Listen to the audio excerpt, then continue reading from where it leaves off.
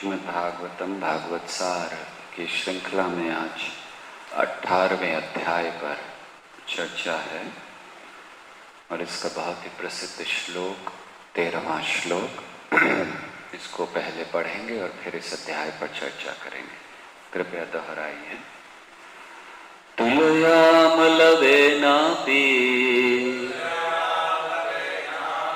न स्वर्गं न पुनर्भवम् भगवत्संगी संगस्य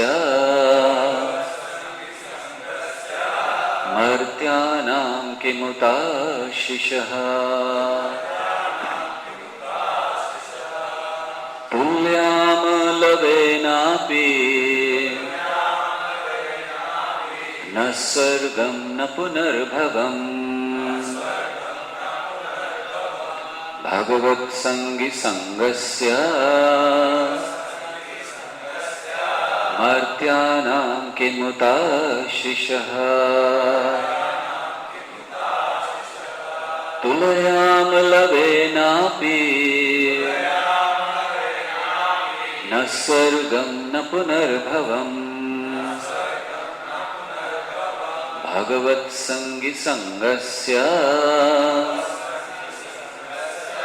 मर्त्यानां किमुताशिषः।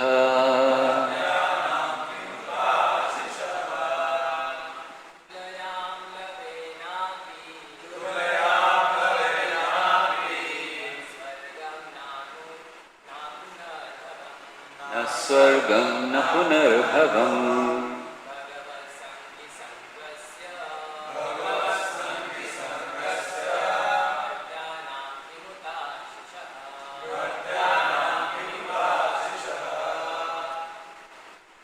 तुलयाम तुलना करना, लवेन क्षण मात्र से, अपि भी, न कभी नहीं, स्वर्गम स्वर्गलोक, न तो, अपुनः भवम पदार्थ से मोक्ष, भगवत संगी भगवत भक्त, संगस्य संगति का, मर्त्यानां मरने वालों का, किम क्या रखा है, उत कहने में, आशीषः सांसारिक आशीर्वाद। अनुवाद और तात्पर्य श्री भक्तिवेदांत स्वामी श्रील प्रभुपाद के द्वारा। भगवत भक्त के साथ क्षण भर की संगति के महत्व की तुलना न तो स्वर्गलोक की प्राप्ति से, न पदार्थ से मुक्ति की प्राप्ति से की जा सकती है। उन सांसारिक वरदानों के विषय में क्या कहा जाए जो भौतिक संपत्ति के रूप में होते हैं और मर्त्यों के लिए हैं। तात्पर्य, एक वस्तु की तुलना दूसरे से तभी की जा सकती है जब कुछ समान बातें होती हैं। हम शुद्ध भक्त की संगति की तुलना किसी भौतिक वस्तु से नहीं कर सकते। जो लोग भौतिक सुख के प्रति आसक्त होते हैं वे चंद्र, शुक्र तथा इंद्रलोक जैसे स्वर्गों की कामना करते हैं, किंतु जो भौतिक दार्शनिक चिंतन में उन्नत होते हैं वे भवबंधन से मोक्ष की कामना करते हैं। जब मनुष्य सभी प्रकार की भौतिक उन्नति से उद्विग्न हो उठता है तो वह विपरीत प्रकार के मोक्ष की कामना करता है जो अपुनर्भव या पुनर्जन्म न होना कहलाता है। किंतु भगवान के शुद्ध भक्त स्वर्ग लोक में मिलने वाले सुख की कामना नहीं करते, न ही वे भवबंधन से मोक्ष चाहते हैं। दूसरे शब्दों में भगवान के शुद्ध भक्तों के लिए स्वर्ग लोक में प्राप्य भौतिक सुख माया जाल के समान होता है और चूंकि वे सुख दुख की भौतिक धारणाओं से पहले से मुक्त रहते हैं, अतएव वे भौतिक जगत से भी मुक्त होते हैं। इसका अर्थ यह हुआ कि भगवान के शुद्ध भक्त इस जगत तथा आध्यात्मिक जगत दोनों ही में दिव्य स्थिति में अर्थात भगवान की सेवा में लगे रहते हैं। जिस प्रकार सरकारी नौकर सदा नौकर रहता है, चाहे घर में हो या ऑफिस में या किसी अन्य स्थान में, उसी प्रकार भक्त को इस संसार से भी कुछ लेना देना नहीं रहता, क्योंकि वह एकांत भाव से भगवान की दिव्य सेवा में लगा रहता है। क्योंकि उसे किसी भौतिक वस्तु से कोई सरोकार नहीं रहता, अतएव उसे भौतिक वरदानों से क्या मिलने वाला है, चाहे वह राजपद हो या इससे भी बड़ा कोई अन्य पद, क्योंकि ये शरीर के नष्ट होते ही समाप्त हो जाते हैं। भक्ति शाश्वत है, इसका कोई अंत नहीं होता, क्योंकि यह आध्यात्मिक होती है। अतएव शुद्ध भक्त की निधियाँ भौतिक निधियों से भिन्न होती हैं, अतएव दोनों की कोई समता नहीं। सूत गोस्वामी भगवान के शुद्ध भक्त थे, अतएव नैमिषारण्य के ऋषियों के साथ उनकी संगति अद्वितीय है। भौतिक जगत में निपट भौतिकवादी की संगति गर्हित समझी जाती है। भौतिकवादी को योषित संगी भी कहा जाता है, क्योंकि उसकी आसक्ति भौतिक माया जाल अर्थात स्त्रियों तथा अन्य साज सामान से होती है। ऐसी आसक्ति बद्ध है, क्योंकि इससे जीवन के वरदान तथा संपन्नता दोनों दूर चले जाते हैं। इसका बिल्कुल उल्टा है भागवत संगी, जो सदैव भगवान के नाम, यश, गुण आदि की संगति में रहता है।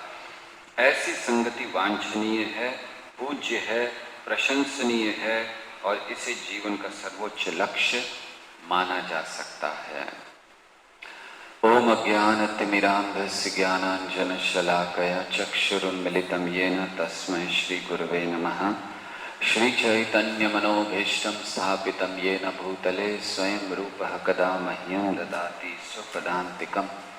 वन्देऽहं श्रीगुरौ श्रीयुतपदकमलं श्रीगुरून् वैष्णवांश्च श्रीरूपं साग्रजातं सहगणरघुनाथान्वितं तं सजीवं साद्वैतं सावधूतं परिजनसहितं कृष्णचैतन्यदेवं श्रीराधाकृष्णपादां सहगणललिता श्रीविशाखान्वितांश्च। नमो विष्णुपादाय कृष्णपृष्ठाय भूतले श्रीमते भक्तिवेदान्तस्वामिनिति नामिने। नमस्ते सारस्वती देवे गौरवाणी प्रचारिणे निर्विशेष शून्यवादी पाश्चात्य देशतारिणे। जय श्री कृष्ण चैतन्य प्रभु नित्यानंद श्री अद्वैत गदाधर श्रीवासादि गौर भक्त वृंद। हरे कृष्णा कृष्णा कृष्णा हरे हरे, हरे राम राम राम हरे हरे। हरे कृष्ण।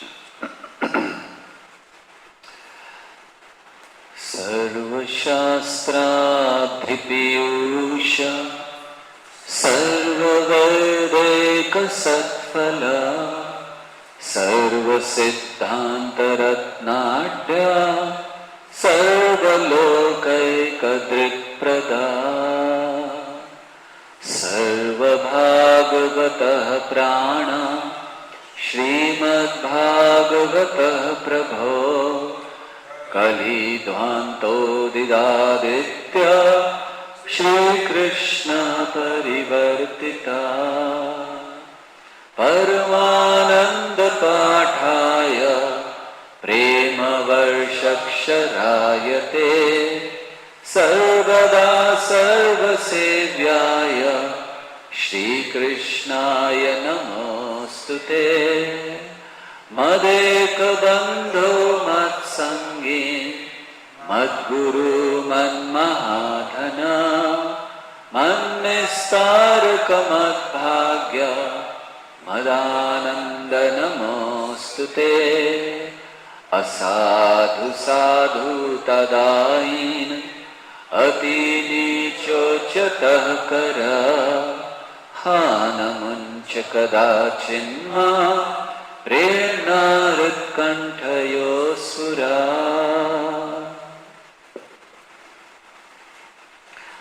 हरे कृष्ण। 18वां अध्याय पहले स्कंद का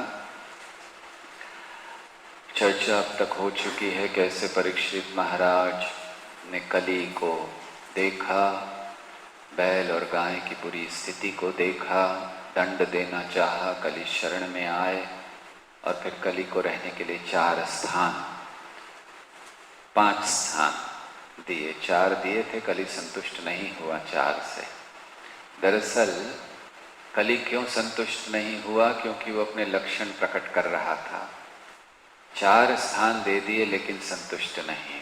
तो कलयुग का ये लक्षण है, बहुत कुछ मिल भी जाए तो हम लोग संतुष्ट नहीं होते हैं। तो इसीलिए कलयुग ने कहा एक और स्थान दीजिए, थोड़ा और।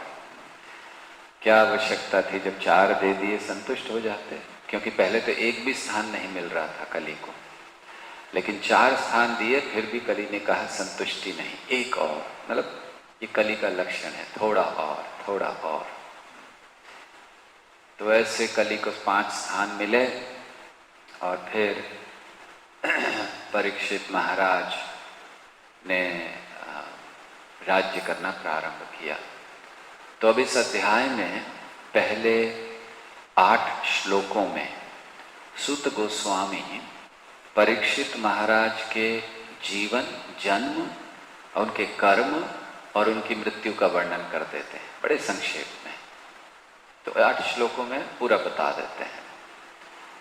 तो वो कहते हैं, वर्णन करते हैं, क्यों परीक्षित महाराज का वर्णन कर रहे हैं? क्योंकि अभी परीक्षित महाराज के कार्यों का वर्णन हुआ, तो अब कैसे परीक्षित महाराज की मृत्यु हुई, कैसे उन्होंने सब त्यागा, तो उसको वर्णन करने के लिए प्रारंभ कह देते हैं कि परीक्षित महाराज जिनकी रक्षा स्वयं भगवान ने की थी जब वो गर्भ में थे, द्रोण के पुत्र ने, अश्वत्थामा ने जब बहुत तेजी से ब्रह्मास्त्र चलाया, भगवान ने रक्षा की परीक्षित महाराज की।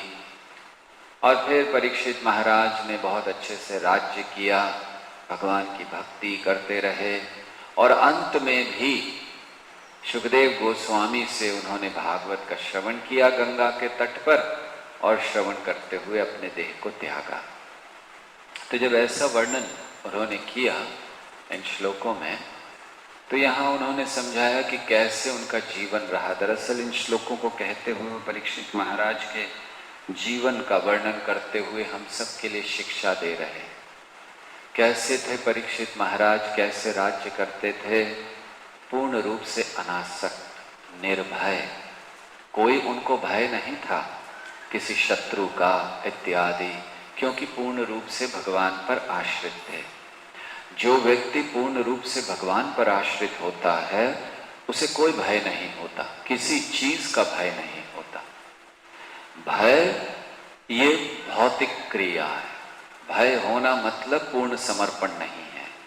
फिर भय किसी भी चीज का हो सकता है, व्यक्ति को धन का, परिवार का, अपनी मान प्रतिष्ठा का या मृत्यु का। ये सारे भय ये भौतिक लक्षण है, ये भौतिकता के लक्षण। क्योंकि भय क्यों होता है? आसक्ति के कारण। और जो व्यक्ति अनासक्त है, इस जगत से कुछ लेना देना नहीं, तो उसको भय कैसा है? भय तो उसको होगा जो इस जगत में कुछ चाहता है, किसी चीज से आसक्त है, परिवार से, धन से, समाज से, मान प्रतिष्ठा से। लेकिन जो विरक्त है, अनासक्त, उसको कुछ लेना देना नहीं। ऋषभ देव ने जब सब कुछ त्याग दिया भगवान की भक्ति में, तो अपना राज्य त्याग दिया, और लोग क्या कह रहे हैं, कैसे कह रहे हैं, वो कैसे रह रहे हैं, उनको कोई चिंता नहीं थी। अकेले अवधूत की तरह वो घूमा करते थे। तो इसीलिए जो भक्त होते हैं उनको भय नहीं होता, आसक्ति नहीं होती, पूर्ण रूप से वो कृष्ण पर आश्रित होते हैं। और ऐसे भक्त जीवन के अंत में भगवान का स्मरण कर सकते हैं। तो भगवान का स्मरण जीवन के अंत में आए, हम लोग जीवन में निर्भय रह सकें, अनासक्त रह सकें, इसके लिए 2 कार्य बहुत महत्वपूर्ण हैं। एक, भगवान के भक्तों से श्रवण करना। प्रभुपाद लिखते हैं सबमिसिव हियरिंग, समर्पित श्रवण। जैसे परीक्षित महाराज ने किया समर्पित श्रवण, वैसे परीक्षित महाराज श्रवण की क्रिया के बहुत सुंदर उदाहरण हैं। भक्ति की 9 प्रक्रियाएं हैं श्रवण से जो प्रारंभ होती हैं, श्रवण, कीर्तन, स्मरण इत्यादि। तो श्रवण से अपने जीवन को पूर्ण करने वालों में परीक्षित महाराज का नाम प्रमुख है और कीर्तन करने वालों में शुकदेव गोस्वामी का। तो सबसे पहले व्यक्ति को समर्पित श्रवण करना चाहिए। ये बहुत महत्वपूर्ण प्रक्रिया है। इसीलिए प्रभुपाद चाहते थे कि हमारे सभी मंदिरों में, इस्कॉन के जितने भी मंदिर हैं, उन सभी मंदिरों में श्रवण होना चाहिए, ज्यादा से ज्यादा श्रवण। जैसे हम कल भी बतला रहे थे कि जब परीक्षित महाराज कहीं भी जाते तो क्या करते? श्रवण। ब्राह्मण उनको कथाएं सुनाया करते कि आपके जो पितामह थे उन्होंने ऐसा ऐसा किया, कृष्ण ने ऐसा किया। तो भगवान और भगवान के भक्तों के विषय को समर्पित भाव से सुनना। समर्पित अर्थात चुनौती के भाव में नहीं, कोई दोष ढूंढने के भाव में नहीं, शंका संशय के भाव में नहीं, समर्पित भाव में, अर्थात कृष्ण की प्राप्ति के भाव में कि हमें इससे कृष्ण की प्राप्ति हो सकती है, हमें इससे आनंद, कृष्ण की भक्ति का आनंद और बढ़ सकता है। व्यक्ति समर्पित भाव में श्रवण करे। और दूसरा, महात्माओं की सेवा। ये 2 कार्य हमें निर्भय बना सकते हैं, हमें जीवन के अंत में श्री कृष्ण का स्मरण करा सकते हैं और जीवन में पूर्ण अनासक्त बना सकते हैं। इसलिए 2 कार्य बहुत महत्वपूर्ण हैं, समर्पित भाव से श्रवण और महात्माओं की सेवा। नारद मुनि के जीवन में भी हम यही देखते हैं। नारद मुनि ने यही दोनों कार्य किए। समर्पित भाव से श्रवण किया उन भक्ति वेदांतियों से और उनकी सेवा की, जिससे इतने निर्भय हो गए, इतने अनासक्त हो गए कि मां की मृत्यु हुई तो तुरंत चल दिए। जंगलों में अलग अलग स्थानों से, बहुत सा वर्णन है नारद मुनि कहां कहां से गए, हम लोग सुन चुके हैं पिछले अध्यायों में। तो कैसे इतनी निर्भयता एक छोटे से बालक में आ गई?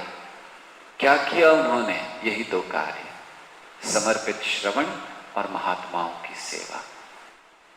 और उससे श्री कृष्ण का स्मरण हुआ, श्री कृष्ण ने दर्शन दिए, पूर्ण अनासक्त हो गए नारद मुनि, छोटे से बालक थे। तो प्रमाण है कि केवल ये 2 क्रियाएं अगर कोई व्यक्ति अपने जीवन में श्रद्धा से कर लेता है तो फिर उसे श्री कृष्ण का स्मरण अंत में होना निश्चित है। तो ये हम परीक्षित महाराज के जीवन से सीख सकते हैं। तो करीब 8वें श्लोक तक जब ये वर्णन वो कर चुके सूत गोस्वामी, तो फिर आगे शौनक ऋषि प्रश्न करते हैं, क्योंकि अभी वो संतुष्ट नहीं हुए। ये तो बड़े संक्षेप में सुना दिया आपने, लेकिन वो संतुष्ट नहीं हुए क्योंकि वो सुनना चाहते थे कि क्या सुना परीक्षित महाराज ने जीवन के अंत में। तो फिर 9वें श्लोक से लेकर करीब 23वें श्लोक तक भक्ति और भक्तों का गुणगान है कि भक्ति कितनी श्रेष्ठ है। चर्चा है, थोड़ा सूत गोस्वामी कहते हैं, थोड़ा शौनक आदि ऋषि कहते हैं, तो ये चर्चाएं हैं। तो शौनक ऋषि कहते हैं कि आप हमें और बताइए, आप भगवान के भक्त हैं, आपके मुख से सुनना हमें तो बहुत लाभदायक है। हमने ये जो यज्ञ प्रारंभ किया, शौनक ऋषि कहते हैं, ये हमने यज्ञ प्रारंभ किया क्योंकि नैमिषारण्य में हजारों वर्ष चलने वाला, 1000 वर्ष चलने वाला यज्ञ प्रारंभ हुआ था। तो उन्होंने कहा ये जो हमने यज्ञ प्रारंभ किया ये सकाम कर्म के आधार पर, इससे तो इसकी राख से अभी तक केवल हमारा मुंह काला हुआ है, बस, और कोई लाभ नहीं हुआ। लेकिन सच्चा लाभ अब हो रहा है जब आप कथा सुना रहे हैं, ये सच्चा लाभ है, जब हमें आपका संग मिल रहा है। और तब ये श्लोक कहते हैं, तुल्याम लवेनापि न स्वर्गम न पुनर्भवम भगवत संगी संगस्य मर्त्यानाम किमुताशिषः। वो कहते हैं कि लवेनापि, लव मात्र भी तुल्याम, तुलना नहीं कर सकते। किसकी? न स्वर्गम न पुनर्भवन, स्वर्ग और पुनर्भवम, स्वर्ग की या मोक्ष की। भगवत संगी संगस्या, भगवत संगी संगस्या तुलयाम लवेनापि। भगवत संगी संगों का अर्थात भगवत संगी मतलब भगवान के भक्तों का संगस्या, संग की, तुलयाम लवेनापि, तुलना नहीं कर सकते लव मात्र भी। क्यों?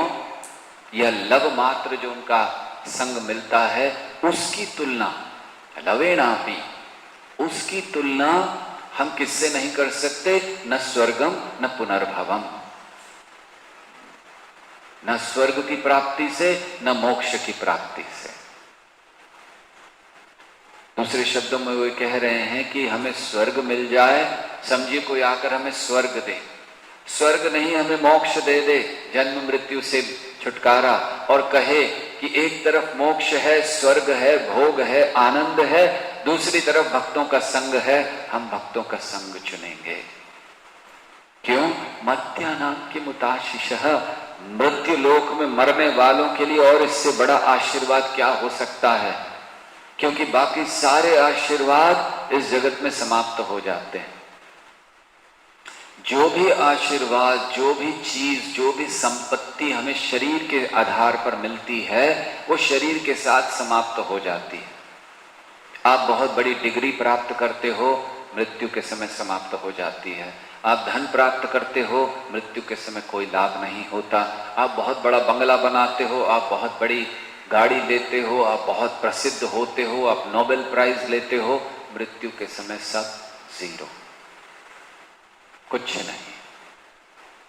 लेकिन जब हम आत्मा के संबंध में अर्थात आत्मा से संबंधित चीजों को प्राप्त करते हैं तो वो हमारे साथ आगे तक जाती है।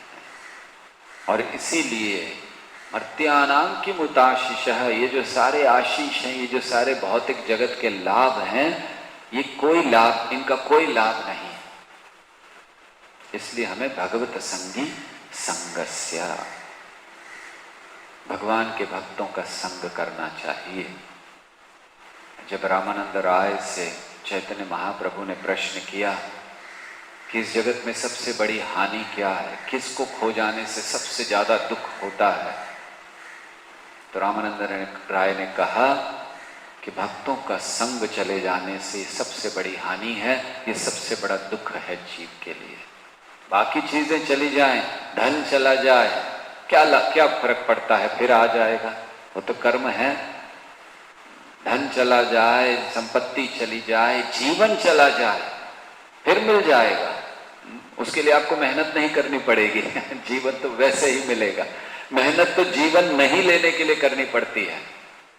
देखिए मूर्खता लोगों की, अगले जीवन अच्छा बनाने के लिए मेहनत करते हैं, अरे उसके लिए क्या मेहनत करनी है, वो तो वैसे ही मिलेगा। मेहनत तो जन्म समाप्त करने के लिए करनी पड़ती है, अगला जन्म नहीं लेना तब मेहनत करना। तो इसीलिए ये सारे आशीष वैसे ही मिलने वाले हैं।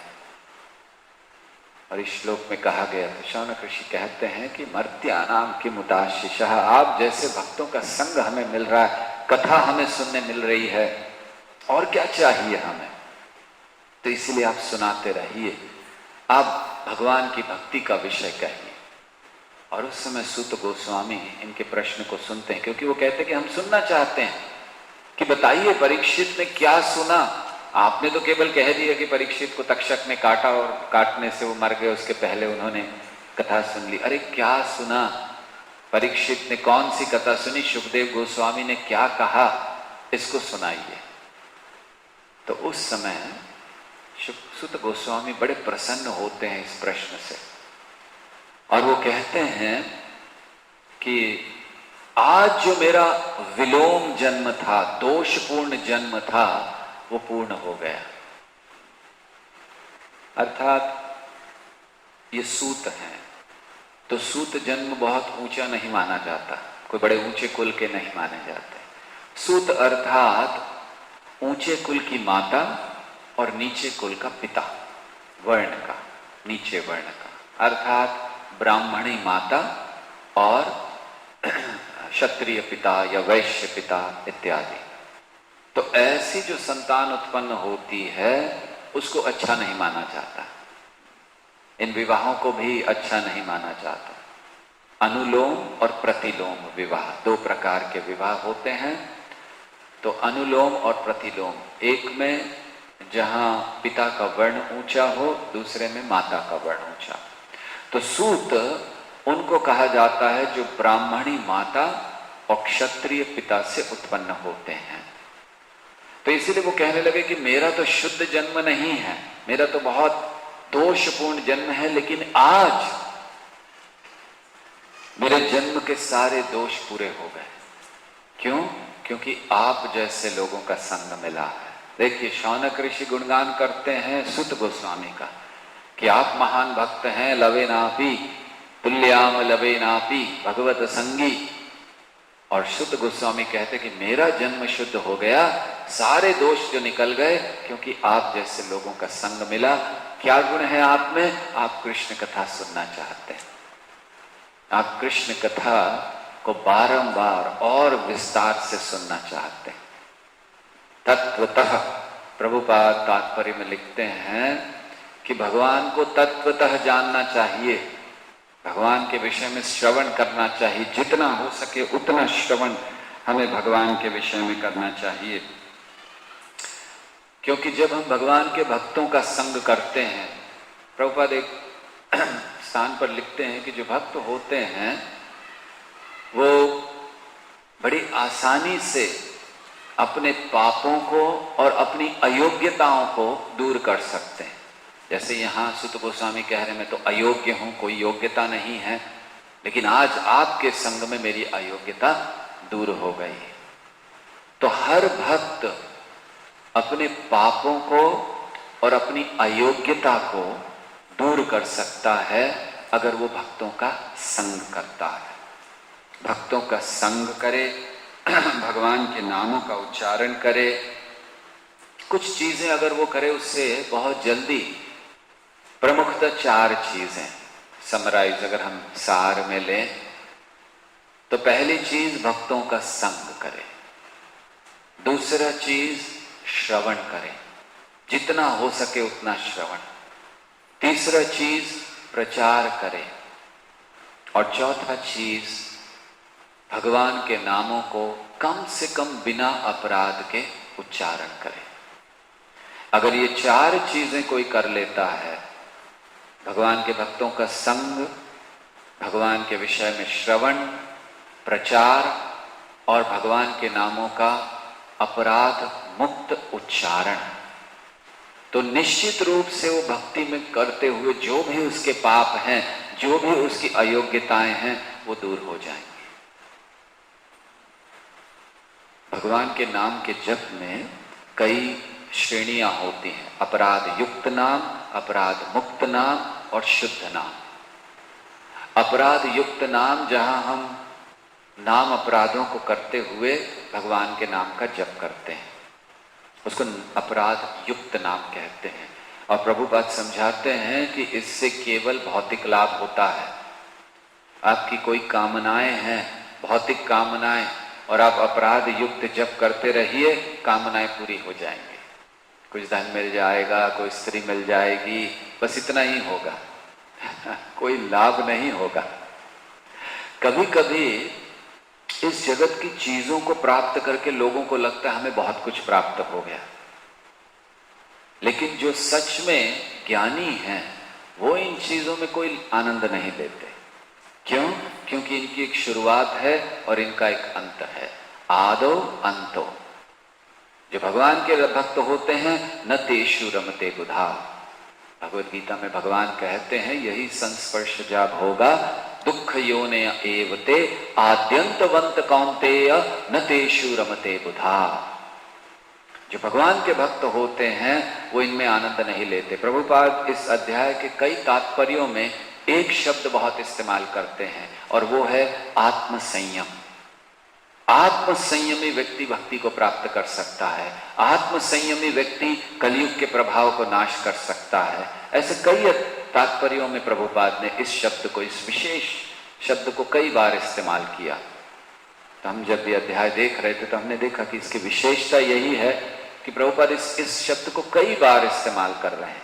आत्म संयमी व्यक्ति कलयुग के प्रभाव को दूर कर सकता है। आत्म संयमी व्यक्ति, तो आत्म संयम क्या है? आत्म संयम की परिभाषा ये है, यही संस्पर्श जब होगा दुख योनय एवते आद्यंतवंत कौंतेय न तेषु रमते बुधा। जो आत्म संयमी व्यक्ति है वो इनमें आनंद नहीं लेता। किसमें? जो इंद्रियों के संस्पर्श से उत्पन्न होने वाले भोग हैं, यही संस्पर्श जाप होगा। दुख योनय एवते, क्यों नहीं लेता? क्योंकि ये दुख ही देता है केवल। क्यों दुख देता है? आद्यंतवंत कौंतेय, इसका आदि है और इसका अंत है। तो जिस चीज का भी आदि है और जिसका अंत है वो भौतिक है, वो आध्यात्मिक नहीं है। शरीर का आदि है, शरीर का अंत है। आत्मा का न आदि है न अंत है। इसलिए जो आत्मा में रमण करते हैं उनको असली आनंद प्राप्त होता। जो शरीर में रमण करते हैं उनको दुख योनय एवते। तो इसलिए आत्म संयमी का अर्थ है वो व्यक्ति जो इन भोगों में आनंद नहीं लेता, अपने आप को इनसे दूर रखता। कौन से आनंद? आद्यंतवंत, इस भौतिक जगत के आनंद। तो इसलिए हमें भक्तों का संग करना चाहिए, हमें श्रवण करना चाहिए, प्रचार करना चाहिए और साथ साथ भगवान के नामों का उच्चारण। तो जब व्यक्ति अपराध युक्त नाम लेता है तो केवल भौतिक भोग प्राप्त होते हैं। तो हमें सावधान रहना चाहिए जब करते समय। वैसे भी कि हमारे हृदय में कभी ऐसी इच्छाएं नहीं आए कि वो पूरी हो जाए। अगर भौतिक इच्छाएं आएंगी जब करते समय तो भगवान पूरी कर देंगे। आप कोई धन का कामना करोगे, स्त्री की कामना करोगे, किसी अन्य भोग की कामना करोगे, बड़ी जल्दी पूरी हो जाएंगी, क्योंकि आपका जब अपराध युक्त है। और अपराध युक्त जब से केवल भौतिक लाभ मिलता है। तो ऐसे लाभ से क्या लेना देना हमें? जो प्रारंभ होगा समाप्त हो जाएगा। बुधा न तेषु रमते बुधा, बुद्धिमान व्यक्ति उसमें आनंद नहीं लेता, उसमें रमण नहीं करता। और दूसरा होता है अपराध मुक्त नाम। अपराध मुक्त नाम मतलब जब हम जब करते हैं अपराध नहीं करते। अभी हमें शुद्ध प्रेम प्राप्त नहीं हुआ, लेकिन हमने अपराध करना बंद कर दिया। इसको नामाभास भी कहते हैं। और ये नाम का जप किया था अजामिल ने, इसीलिए उसे मुक्ति आगे चलकर प्राप्त हुई। तो इसीलिए नामाभास अवस्था वो अवस्था है जहां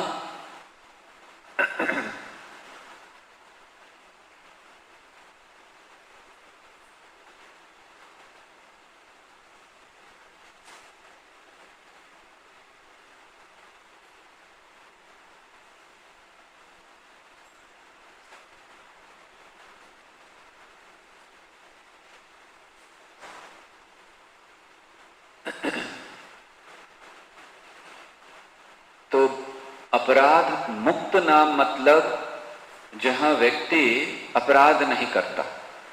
जैसे जामिल बिना अपराध के भगवान के नाम को पुकारा, तो उससे क्या प्राप्त होता है? प्रभुपाद कहते हैं उससे मोक्ष प्राप्ति हो जाती है अगर हम अपराध मुक्त नाम करते हैं। लेकिन कृष्ण प्रेम प्राप्त होता है शुद्ध नाम से।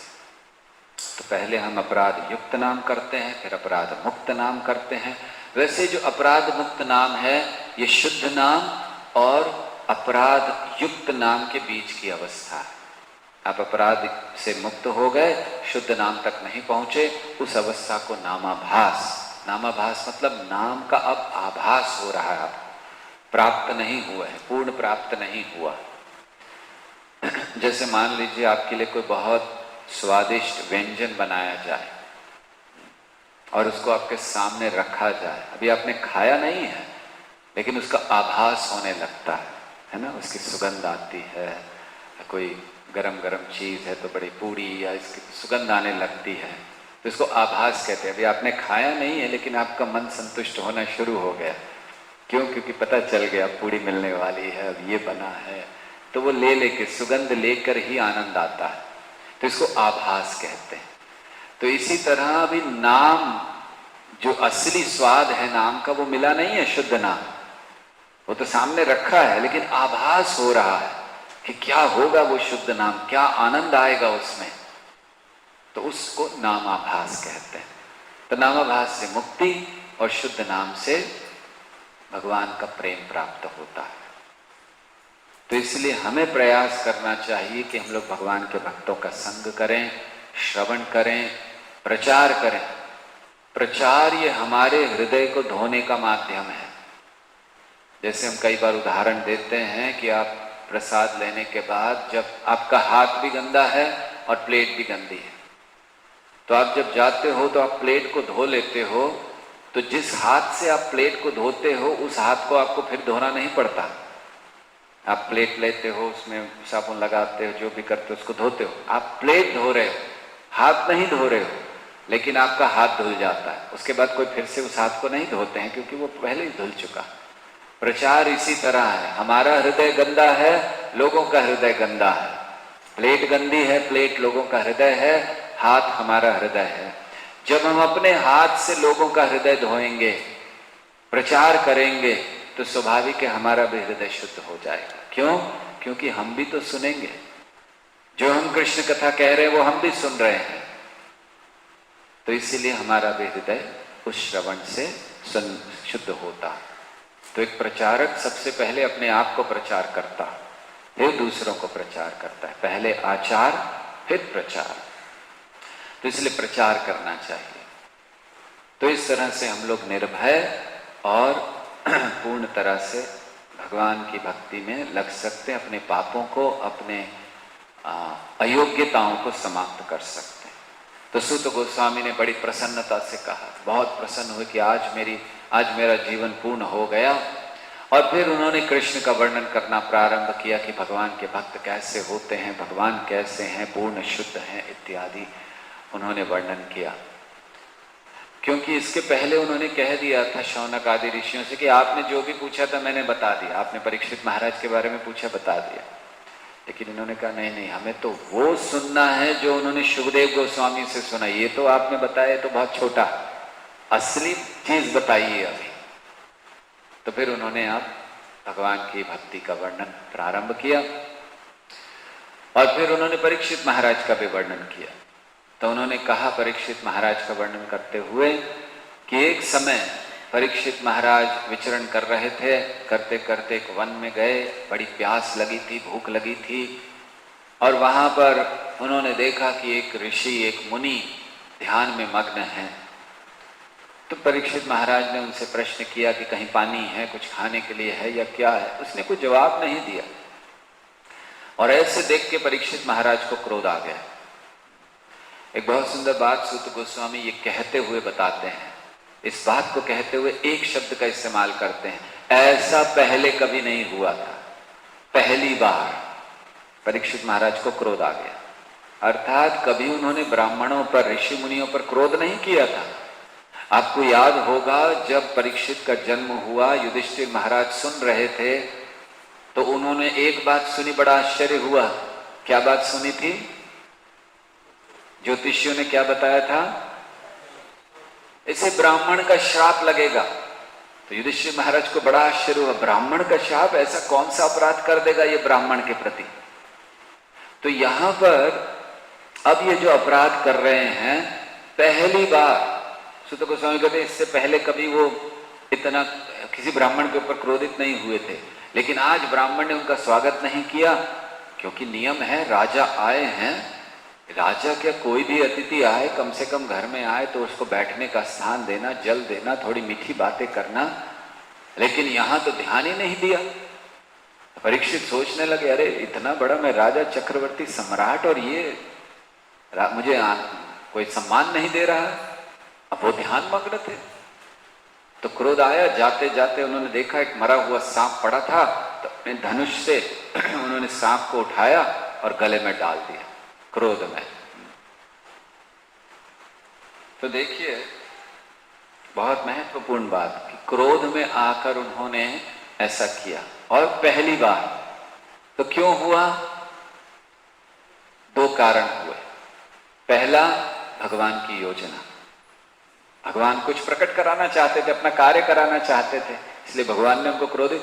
बाद में परीक्षित महाराज जाते समय सोच रहे थे मैंने क्रोध क्यों किया ये मैंने क्या किया, सही किया कि गलत किया? क्या वो व्यक्ति सही में ध्यान में था या नाटक कर रहा था? क्योंकि परीक्षित महाराज ने क्रोध में क्यों डाला कि ये नाटक कर रहा है, क्या ध्यान व्यान कुछ नहीं कर रहा है, ऐसे बैठा है, नाटक कर रहा है, ऐसे उनको मन में आ गया। लेकिन बाद में सोचने लगे कि तो देखिए इसका मतलब केवल उस समय के लिए भगवान ने प्रभावित कर दी उनकी मति, उनकी बुद्धि कि क्रोध करो और डालो उठा के साथ डाल दिया उन्होंने, केवल उस समय के लिए। तो जब भक्तों के साथ ऐसा कुछ होता है उनके जीवन में जो पहले कभी नहीं हुआ या जो भक्तों के लक्षण नहीं है, जैसे क्रोध करना, ऋषि मुनियों का अपमान करना, ये तो भक्तों के लक्षण नहीं। और वो भी भक्त कौन? परीक्षित महाराज, हमारे जैसे नहीं। हम लोग तो ठीक है, क्रोध रोज कर देते हैं, अपमान रोज कर। परीक्षित महाराज जिन्होंने पहले कभी नहीं किया था, उनसे अगर ऐसा हो जाए तो इसका अर्थ है दो कारण। पहला, भगवान कुछ अपना कार्य कराना चाहते हैं, और दूसरा, भगवान अपने भक्त का प्रेम बढ़ाना चाहते हैं अपने प्रति। जैसे परीक्षित को इस अवस्था में डालकर फिर जैसे ही परीक्षित को पता चला कि बस अब 7 दिन रह गए हैं, तुरंत सब कुछ त्याग कर केवल कृष्ण, कथा कृष्ण की।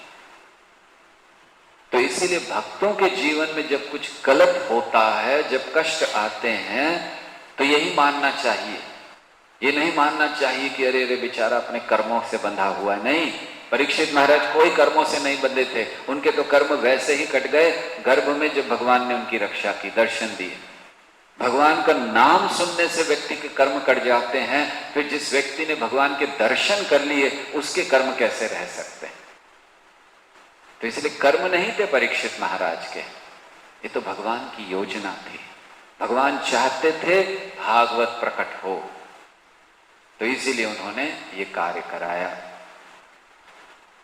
और दूसरा, वो चाहते थे परीक्षित का प्रेम और बढ़े, क्योंकि हो सकता है व्यवस्थापन करने में, राजकाज करने में थोड़ा बहुत ध्यान कृष्ण से हट गया हो, तो भगवान अब तीव्रता लाना चाहते थे। तो इसलिए ये जान लीजिए, भक्तों के जीवन में जब कोई भी ऐसी दुर्घटना कहना चाहिए या ऐसी बुरी अवस्था आ जाती है जहां समझ नहीं पाते कि भक्तों के साथ ऐसा क्यों हुआ, क्योंकि किसी ने भी सुना, शमिक ऋषि जिनके गले में ये सांप डाला था, जब उन्होंने भी सुना तो उन्हें विश्वास नहीं हुआ कि परीक्षित ऐसा कर सकते। तो जिसने भी क्यों नहीं हुआ, तो हमें विश्वास नहीं होता, अरे भक्त ने ऐसा कर दिया। नहीं, उन्होंने किया नहीं, ये तो भगवान ने करवा दिया। क्यों? योजना थी। तो हमेशा ये ध्यान रखिए कि भक्त के जीवन में जब भी कष्ट आते हैं, दुख आते हैं, या कोई ऐसी अचानक कोई बात हो जाती है जिसकी अपेक्षा नहीं है, भगवान की योजना है और भगवान चाहते हैं भक्त का प्रेम उनकी ओर बढ़े। हो सकता है वो भक्त बहुत ज्यादा भौतिकता में पड़ रहा हो सकता है भक्त उनसे दूर जा रहा हो भक्ति के नाम पर। जैसे परीक्षित महाराज, हो सकता है उदाहरण कि वो राजकाज करते हुए भगवान से थोड़े दूर जा रहे हो, तो भगवान ने कहा नहीं, इसका प्रेम बढ़ाना है, इसलिए ऐसी योजना। तो ऐसे परीक्षित महाराज ने जब सर्प डाल दिया और वो वहां से चले गए, और अब जो शमिक ऋषि जिनके गले में ये डाला था, उनका एक पुत्र था श्रृंगी, वो भी ऋषि था, ब्राह्मण था, ब्राह्मण पुत्र था।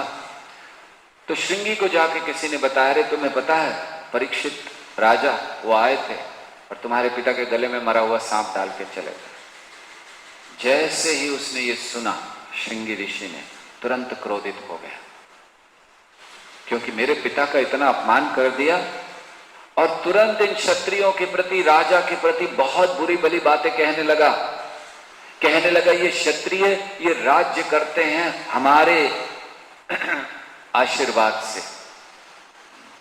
और ये क्षत्रिय कौन है? इनको तो केवल जैसे एक द्वारपाल होता है या द्वार पर खड़ा हुआ कुत्ता होता है, उनको अंदर आकर स्वामी के साथ खाने की अनुमति नहीं है। और ये द्वार पर खड़े होने वाला कुत्ता ये अंदर आकर खाने की हिम्मत कर रहा है। देखिए क्या शब्द इस्तेमाल किए परीक्षित महाराज के लिए, कैसा ये कर रहा है। तो इसको कोई अनुमति नहीं है। किसने दे दी? हाँ, श्री कृष्ण चले गए हैं, श्री कृष्ण को मानता है, तो श्री कृष्ण चले गए हैं इसलिए ये सारे राजा अपनी मनमानी कर रहे हैं, ये क्षत्रिय मनमानी कर रहे हैं, क्योंकि अब श्री कृष्ण नहीं। अब देखिए मैं इसको कैसे दंड देता हूं। और उसने तुरंत कह दिया कि आज से 7वें दिन तक्षक आकर इनको डसेगा और इनकी मृत्यु हो जाएगी। ये मेरा प्रभाव देखो। प्रभुपाद समझाते हैं कि कलयुग यहीं से प्रारंभ हो गया। कलयुग पहले से आया था। जैसे ही श्री कृष्ण गए कलयुग ने प्रवेश कर लिया, लेकिन कलयुग फल फूल नहीं रहा था परीक्षित महाराज के प्रभाव के कारण, क्योंकि परीक्षित महाराज इतने शक्तिशाली भक्त थे कि उन्होंने कली के प्रभाव को दूर रखा था, तो फल फूल नहीं रहा था लेकिन फल फूल नहीं रहा था। लेकिन अब जब ब्राह्मणों ने क्रोध करके जब उनका पतन हो गया, जब उन्होंने गलत बातें करने लगे, तो उस समय फिर कलयुग प्रवेश कर गया। इसीलिए कलयुग के जो ब्राह्मण हैं उनके अंदर योग्यता नहीं है, श्राप देने की योग्यता नहीं है, यज्ञ करने की योग्यता नहीं है, कोई बल नहीं है ब्राह्मणों में, क्योंकि ब्राह्मणों का पतन शुरू हो गया, कलयुग प्रारंभ हो गया श्रृंगी ऋषि के इस क्रोध से। क्योंकि अभी तक किसी क्षत्रिय ने ऐसा कार्य नहीं किया था, और अभी तक किसी ब्राह्मण ने किसी राजा को, इतने महान भक्त को ऐसा श्राप नहीं दिया था। तो फिर श्रृंगी ऋषि ने ये श्राप दे दिया कि आज से 7वें दिन ये मर जाएंगे। और फिर ये श्राप बोलने के बाद अपने पिता के पास आया शमीक ऋषि अभी भी ध्यान में थे, गले में अभी भी सांप पड़ा हुआ था, और उनको देखकर रोने लगा, बहुत जोर जोर से रोने लगा अपने पिता के पास आकर। और रोने से जो पिता का ध्यान था वो खुल गया, फिर क्या हो रहा है, कौन रो रहा है। तो पिता का ध्यान खुल गया और पिता ने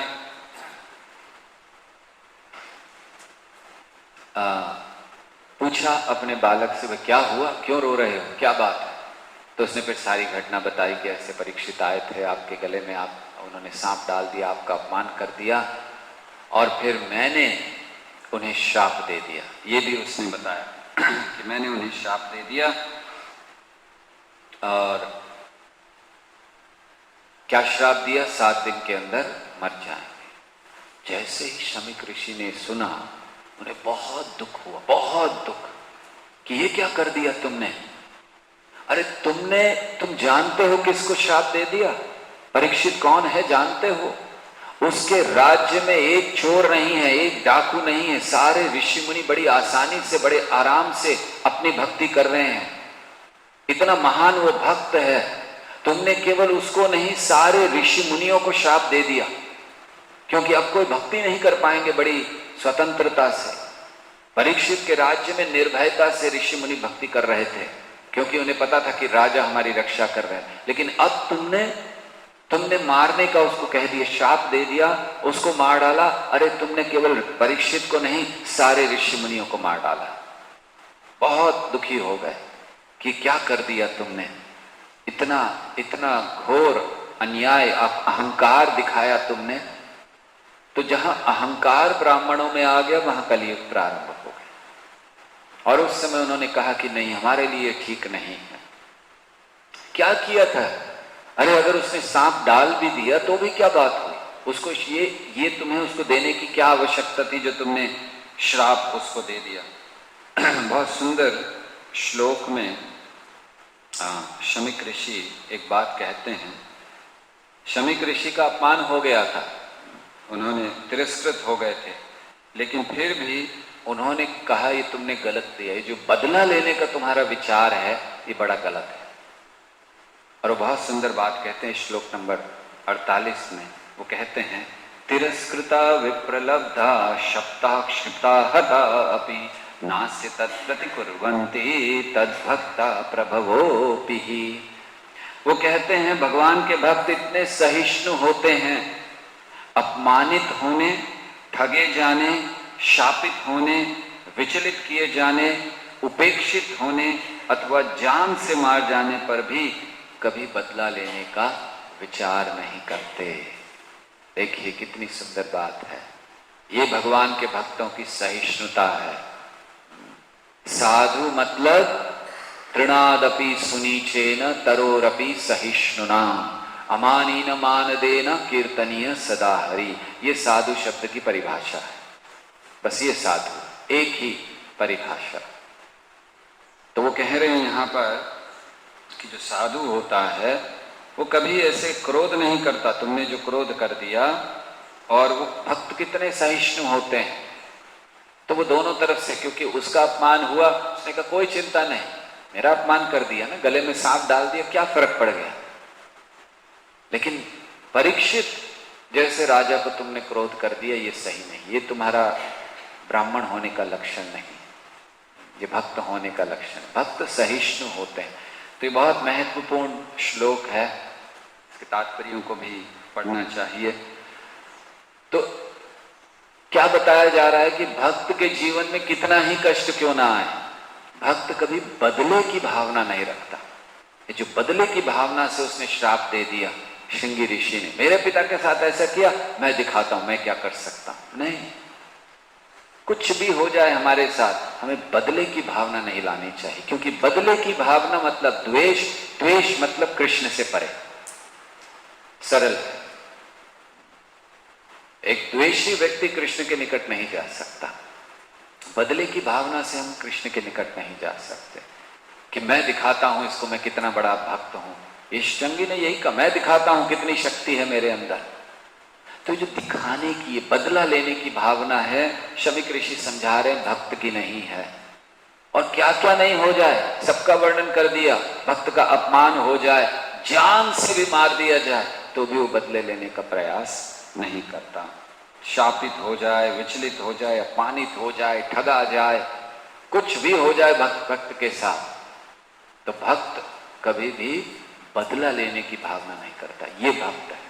तो बहुत महत्वपूर्ण चीज हमें सीखनी चाहिए कि हमारे साथ कुछ भी हो जीवन में, आज नहीं, अभी बहुत जीवन बाकी है, हम ठगे जाए, हमारे साथ धोखा हो जाए, हम अपमानित हो जाए, ऐसी चीज हो जाए जो हो ही नहीं सकती, लोग झूठा आरोप लगाएं, लेकिन बदले की भावना नहीं कि हाँ अब मैं उसको दिखाऊंगा, मैं भी दिखाता हूं क्या कर सकता हूं। ये भक्त नहीं है।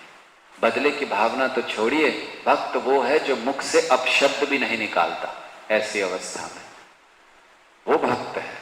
हाँ, क्रोधित होकर हम दूसरे को अपशब्द कहने लगे तो अर्थ क्या है, आपको अब इस आत्मसंयम नहीं है। ये आत्मसंयमी के लक्षण है। क्यों प्रभुपाद इस तात्पर्य में, इन अध्याय के तात्पर्य में इतना कह रहे हैं, ये देखिए सार में अंतिम श्लोकों में क्या कहा गया है, कैसे आत्मसंयमी होना चाहिए व्यक्ति को। वो भक्त है। अपमान कर रहा है कोई, ठगा जा रहा है, कुछ भी हो रहा है, लेकिन वो बदले की भावना नहीं। हाँ, इसका अर्थ ये नहीं है कि भक्तों को सब कुछ लुटा देना चाहिए। भगवान की संपत्ति है, कोई आए धोखा दे, पैसा ले जाए, हम बोले कोई बात नहीं, कोई बदले की भावना नहीं। तुकाराम जी की तरह, तुकाराम जी मिर्ची बेचने गए, उनकी पत्नी ने कहीं से अपना सब कुछ बेचकर कुछ बोरे मिर्ची ला कर दी कि जाओ इसको बेच कर आओ, कुछ कमाई करो। तुकाराम जी मार्केट में चले गए, मिर्ची रख दी और कीर्तन कर रहे हैं भगवान का नाम का। लोग मिर्ची लेने आए, कितने की है, कितनी चाहिए, इतनी चाहिए, ले जाओ। अब वो अपने आप ही पैसा यहाँ रख जाओ, तो कोई 1 रुपया रख रहा है, 5 रुपए की ले जा रहा है। तुकाराम जी को कोई चिंता नहीं।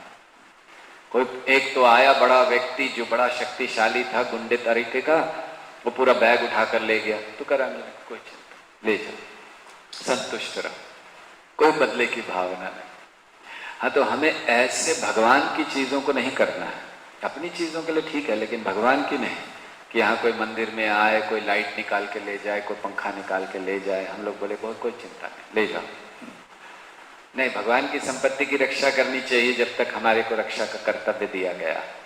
तो हमें कर्तव्य है तो रक्षा, कर्तव्य को नहीं त्यागना, लेकिन बदले की भावना नहीं होनी चाहिए उस व्यक्ति से भी जो हमें ठगता है। हमारा अपमान करता, हाँ कोई भगवान का अपमान करता है तो व्यक्ति को हनुमान जी की तरह आग लगा देनी चाहिए अगर कोई भगवान का अपमान करे। लेकिन अगर अपना अपमान करे कोई बदले की भावना नहीं, चुप रहना चाहिए। तो ऐसे शमीक ऋषि यहाँ बतलाने लगे और फिर वो भगवान से प्रार्थना करने लगे, मेरे इस पुत्र को क्षमा कर दीजिए, इसने बहुत बड़ा अपराध कर दिया, इसको कृपा करके क्षमा कीजिए, जानता नहीं, अबोध बालक है, क्या कह दिया, तो आप कृपया इसके पाप को आप क्षमा कर दीजिए। तो ऐसे उन्होंने भगवान से प्रार्थना की और फिर वो जानते थे कि परीक्षित महाराज इसको बहुत अच्छी तरह से लेंगे, क्योंकि वो कहते हैं कि सामान्यतः अध्यात्मवादी अन्यों द्वारा संसार के द्वंद्वों में लगाए जाने पर भी व्यथित नहीं होते, ना ही वे सांसारिक वस्तुओं में हर्षित होते हैं, क्योंकि वे अध्यात्म में लगे रहते हैं। तो इससे हमें सीखना चाहिए कि अगर हम भक्ति में लगे रहें तो फिर धीरे धीरे विरक्ति हमारे हृदय में आएगी और हम अपने आप को आत्मसंयमी बना पाएंगे। प्रभुपाद एक तात्पर्य में लिखते हैं कि किसी बाहरी प्रयास से आत्मसंयम नहीं आता है, इंद्रियों को भगवान की भक्ति में लगाने से स्वयं व्यक्ति आत्मसंयमी हो जाता है। तो ऐसे इस अध्याय में शमीक ऋषि ने अंत में बड़ा दुख प्रकट किया, अपने पुत्र के प्रति क्षमा याचना की भगवान से, और फिर उन्होंने अगले अध्याय में हम देखेंगे संदेश भेजा। और उस तरफ भी परीक्षित महाराज जब जा रहे थे तो रास्ते में सोच रहे थे मैंने क्या किया, सही किया, गलत किया, क्या हुआ, वहां पहुंचकर भी चिंता कर रहे थे। तो 19वें अध्याय में कल हम लोग चर्चा करेंगे कि कैसे जब परीक्षित महाराज को समाचार मिला तो उनकी क्या प्रतिक्रिया हुई और फिर आगे उन्होंने क्या कार्य किया। तो इसको हम लोग कल श्रवण करेंगे।